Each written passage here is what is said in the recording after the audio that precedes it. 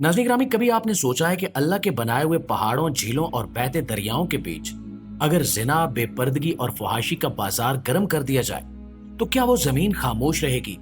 क्या वो आसमान अपनी गैरत बर्दाश्त करेगा? क्या वो दरिया सिर्फ पानी बहाएंगे या लाशें? दोस्तों, आज हम बात कर रहे हैं उन शर्मनाक मनाजिर की जो पाकिस्तान की हसीन तरीन वादियों में दिन की रोशनी और कैंप फायर की रातों में खुले आम अंजाम दिए जाते हैं। बाबू सरटाप, नारान कागान, चिलास, गिलगित, खैबर पख्तूनख्वा ये अब सियाती मकामात नहीं है बल्कि बेहयाई की नुमाइशगाह बन चुके हैं। कैंपिंग के नाम पर नौजवान लड़के लड़कियां एक ही खेमे में सोते हैं। होटलों को लव पॉइंट्स कहा जाने लगा है। मंशियात, शराब, नाच गाना और ऐसे ऐसे मनाजिर जो अगर आपने देख लिए तो शायद पहाड़ों से मोहब्बत करना छोड़ दें। और ये कोई इल्जाम नहीं है बल्कि वहां ऐसे ऐसे मनाजिर रिकॉर्ड हो चुके हैं जो हम आपको आगे चलकर दिखाएंगे।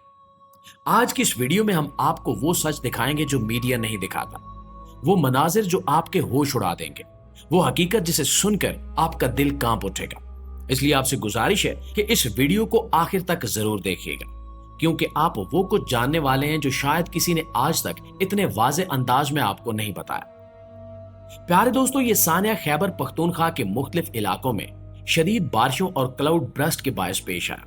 सबसे ज्यादा तबाही जिला बुनीर में देखने को मिली, जहां एक ही रात की तूफानी बारिश ने पूरे इलाके को उजाड़ दिया। नदी नालों में अचानक तुगयानी आई। पानी का बहाव इतना तेज था कि अपने रास्ते में आने वाली हर चीज को बहा ले गया। गांव के गांव जेरे आब आ गए, मकानात जमीन बोस हुए और बाजारों की दुकानें लम्हों में पानी की नजर हो गई। लोग अपनी जान बचाने के लिए भागते रहे, मगर कई खानदान पानी के रेलों में बह गए। बोनीर की तहसील गुदेसी में एक ही वक्त में 120 से जायद लाशें बरामद हुई, जबकि तहसील डगर में 15 अफराद जाँ बाग हुए। चगर्जी में तो एक ही खानदान के 22 अफराद मलबे तले दबकर जिंदगी की बाजी हार गए। मजमूई तौर पर सिर्फ बोनीर में जाँ बाग अफराद की तादाद 157 तक पहुंच गई, जिसे सूबे की हालिया तारीख का बदतरीन सानिया करार दिया जा रहा है। रेस्क्यू कार्रवाइयों में पाक फौज और रेस्क्यू 112 के एहलकार पेश रहे। मुतासरा इलाकों में हेलीकॉप्टर्स भेजे गए ताकि फंसे हुए लोगों को निकाला जा सके, लेकिन मौसम की शिद्दत ने इमदादी कामों को मजीद मुश्किल बना दिया। सूबाई हुकूमत का एक हेलीकॉप्टर जो बाजोड़ में इमदादी कार्रवाइयों के लिए जा रहा था, मौसम की खराबी के बायस मोमिन एजेंसी के करीब गिरकर तबाह हो गया और 3 एहलकार जान से गए। लेकिन प्यारे पाकिस्तानियों, सवाल यह है कि आखिर ये सब पाकिस्तान में क्यों हो रहा है? आखिर कुदरत क्यों पाकिस्तान से रूठ चुकी है और आए दिन कुदरती आफात में लाखों जाने और अरबों का नुकसान हो रहा है? तो प्यारे भाइयों, इसकी सबसे बड़ी वजह उन इलाकों में होने वाली बेहयाई है। सियाहत के नाम पर वो होटल जहां कभी निकाह के बाद जोड़े अपनी नई जिंदगी का आगाज करने आते थे, अब वहां रात गुजारने के लिए पैकेज बुक होते हैं। कपल डिस्काउंट के नाम पर जो कुछ हो रहा है वो बेपर्दगी, गैर शरई ताल्लुकात और शर्मो हया का जनाजा है। और ये सब इस कदर आम हो चुका है कि मकामी लोग भी अब अपने घरों से बाहर निकलने से कतराने लगे। मुझे याद है, एक दिन मैं एक मकामी बुजुर्ग से मिला। उनकी आंखों में दुख और चेहरे पर परेशानी साफ झलक रही थी। उन्होंने एक लंबी आह भरकर कहा कि बेटा, अब हमारे इलाके में इज्जतदार लोग बाहर जाने से घबराते हैं। होटलों के बाहर लड़के लड़कियां सरेआम गले मिल रहे होते हैं, हाथों में हाथ डालकर घूमते हैं, और सबसे अफसोसनाक बात यह है कि होटल का अमला खुद इनको वेलकम करता है जैसे ये कोई मामूल की बात हो। और ये सब देखकर दिल खून के आंसू रोता है। उनकी आवाज में दर्द था, एक ऐसा दर्द जो अपने इलाके की बिगड़ती सूरत हाल पर था। नाज़रीन, पहले कैंपिंग का मतलब था कुदरत के करीब रहना, सितारों के नीचे सोना और अल्लाह की बनाई हुई खूबसूरत दुनिया को देखकर उसकी अजमत का एहसास करना। लेकिन अब कैंपिंग सिर्फ कुदरत के करीब सोने का नाम नहीं रहा, बल्कि ये करीब होने का एक नया बहाना बन चुकी है। खैमे जो कभी इबादत और सुकून की जगह थे, अब गुनाहों के स्टेज बन चुके हैं। रात गए बोन फायर होता है, जहां मौसीकी की धुनों पर शराब के घूंट पिए जाते हैं, कहकहे गूंजते हैं, गालियां दी जाती हैं और नाजेबा रक्स होता है। और आखिर में वो अमल होता है जिसे बयान करना भी जुबान को शर्मा देता है। और ये सब कुछ खुले आम हो रहा है, ना कोई शर्माता है और ना ही कोई छुपाता है। और इससे भी ज्यादा अफसोसनाक बात यह है, इन्हें जरा भी शर्म महसूस नहीं होती। ऐसी वीडियो सोशल मीडिया पर वायरल हो चुकी हैं जिनमें देखा जा सकता है कि होटल के कमरे रक्स गाह बने हुए हैं। ट्रैवल व्लॉग्स के नाम पर फहाशी दिखाई जा रही है। اور نوجوان لڑکیاں خود ویڈیوز بنا کر کہتی ہیں کہ یہ ہماری فری لائف ہے، ہمیں کسی سے کوئی شرم نہیں ہے۔ یہ الفاظ سن کر دل دہل جاتا ہے۔ انہیں یہ احساس ہی نہیں ہے کہ وہ کس گہری کھائی کی طرف جا رہے ہیں۔ تو پھر جب انسان اس قدر بے باک ہو جائے تو رب کا غضب بھی فری ہوتا ہے۔ وہ کسی وارننگ کے بغیر آتا ہے۔ نہ امیر دیکھتا ہے، نہ غریب، نہ بچہ، نہ بوڑھا۔ وہ صرف گناہ دیکھتا ہے اور پھر انصاف کرتا ہے۔ ہم نے قدرت کے ان حسین مقامات کو گناہوں کا تھیٹر بنا دیا ہے۔ ہوٹلوں میں نکاح نہیں، فقط راتیں گزاری جا رہی ہیں۔ خیموں میں قرآن نہیں، گانوں کی گونج ہے۔ جھیلوں کے کنارے ذکر نہیں، کہکہے اور گالیاں ہیں۔ درختوں کے سائے میں دعا نہیں، بے پردگی ہے۔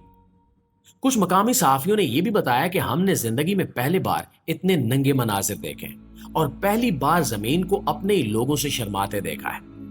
یہ الفاظ بہت گہرے ہیں اور اس صورتحال کی سنگینی کو بیان کرتے ہیں۔ اور یہ صرف ایک علاقے کی کہانی نہیں ہے، بلکہ ایک عالمی مسئلہ بن چکا ہے جہاں اخلاقی اقدار پامال ہو رہی ہیں۔ ہمیں یہ سوچنا ہوگا کہ ہم کس سمت جا رہے ہیں اور اس کا انجام کیا ہوگا۔ اگر ہم نے اپنی اصلاح نہ کی تو پھر قدرت کا انصاف بہت سخت ہوگا۔ دوستو، یہ کہانی صرف ایک علاقے کی نہیں ہے، بلکہ یہ ایک آئینہ ہے جو ہمیں ہماری معاشرتی اقدار کی زبوں حالی دکھا رہا ہے۔ ہم نے اپنے ہاتھوں سے اپنی تہذیب اور اپنی روایات کا گلا گھونٹ دیا ہے۔ وہ نوجوان جو ہمارے مستقبل کے معمار ہیں، انہیں آزادی کے نام پر بے راہ روی کی طرف دھکیلا جا رہا ہے۔ انہیں یہ سکھایا جا رہا ہے کہ اپنی مرضی سے جینا ہی اصل زندگی ہے، چاہے اس میں اخلاقیات کی دھجیاں ہی کیوں نہ اڑا دی جائیں۔ انہیں یہ نہیں بتایا جاتا کہ حقیقی آزادی وہ ہوتی ہے جو انسان کو گناہوں کی زنجیروں سے آزاد کرے۔ اور دوستو، یہ سب کچھ صرف اس لیے نہیں ہو رہا کہ ماحول خراب ہو گیا ہے، بلکہ اس کے پیچھے کچھ خاص لوگ اور تنظیمیں کام کر رہی ہیں۔ ایسی تنظیمیں جو نظر نہیں آتے لیکن ہمارے بچوں کی سوچ کو بدلنے کی کوشش کر رہی ہیں۔ انہی تنظیموں میں ایک بہت مشہور نام ہے جسے کہتے ہیں LGBTQ۔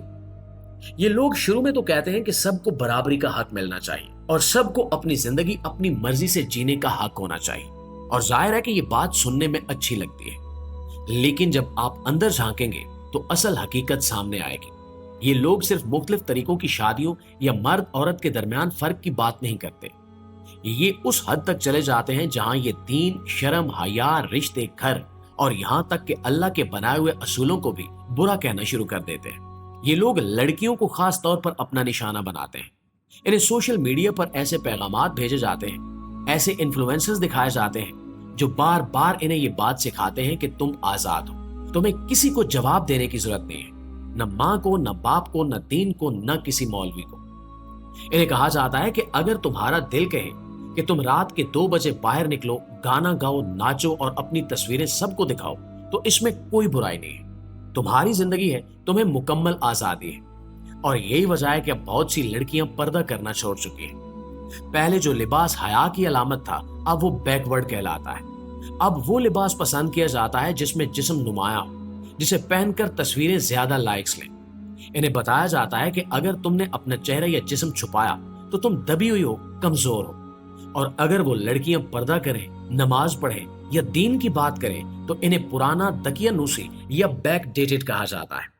اللہ سے دعا ہے کہ وہ ہمیں معاف کرے اور پاکستان کو ان آفتوں سے اپنی حفظ و امان میں رکھے۔ آمین ثم آمین۔